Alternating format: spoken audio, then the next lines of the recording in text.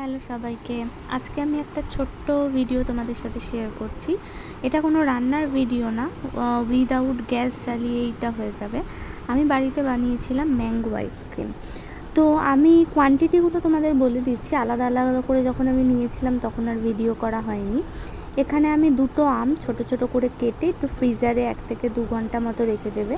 আর একটু দুধ উষ্ণ গরম করে সেটাও ফ্রিজে 8 থেকে 8 ঘন্টা মতো রেখে দেবে। আর সাথে নিয়েছিলাম আমুল ক্রিম, কনডেন্সড মিল্ক, আর ব্যাস, আর কিছু না।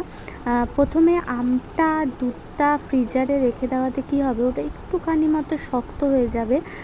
তাহলে সেটা ফ্রিজ থেকে বেরিয়ে যখন আমি মিক্সিতে দেব তখন সেটা খুব ভালো একটা ক্রিমি টেক্সচার আনবে। আমি তোমাদের আগেই বললাম, দুটো মতো আমি আম নিয়েছিলাম।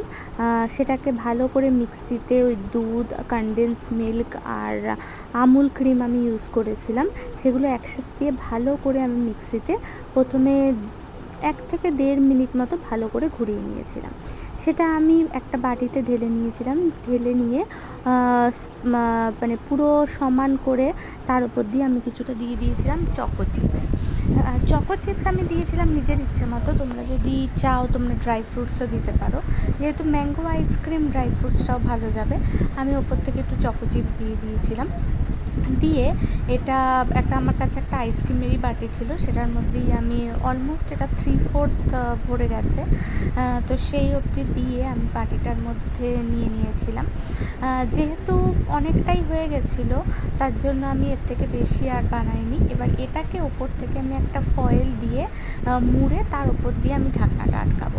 ফয়েলটা দেওয়ার কারণটা হচ্ছে, যদি তোমরা ডাইরেক্ট ঢাকনাটা আটকে ফ্রিজের মধ্যে রেখে দাও তাহলে যে আইসটা জমবে সেটা আইসক্রিমের ওপর জমে যাবে, আর ফয়েল দিলে সেটা হবে না।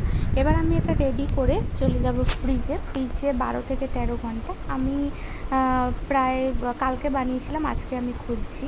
দেখো, এটা খোলার পর তোমাদের সামনেই খুলছি। খোলার পর এরকম হয়েছে, পুরো আইসক্রিমটা জমে গেছে এবং দেখতে তো খুবই সুন্দর লাগছে।